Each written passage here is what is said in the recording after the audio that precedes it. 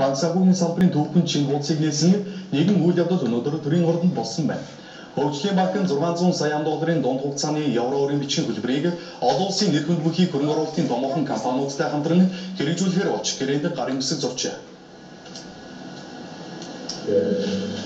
Томоохон төвтэй хэрэгжүүлэлт төхөөсөө 600 сая долларын бондыг гаргах олон улсын засаг дэлхийн болгосон байгаа юм даа. Хөгжлийн банкны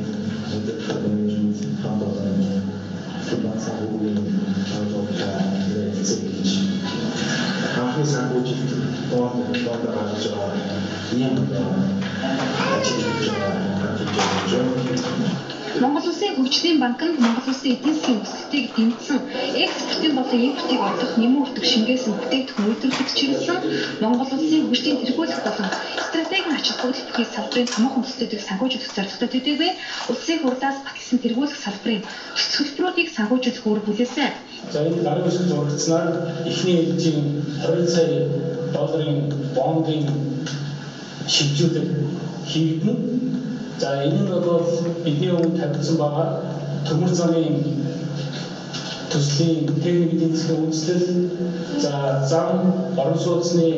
зураг техник эдийн засгийн үндэслэлийг санхүүжүүлэх гарааны өмнө болно. Энэ амжилттай эхлэл маань Монгол Улсын хөгжил дэвшилт авиж гол эдийн засгийн хөшөөрөг Монгол Улсын хөгжлийн банк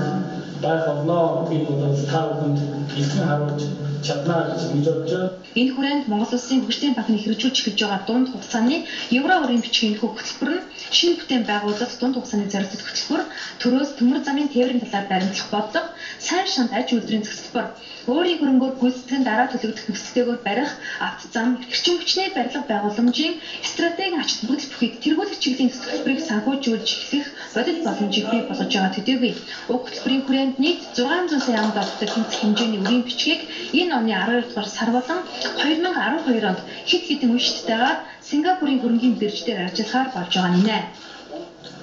Монгол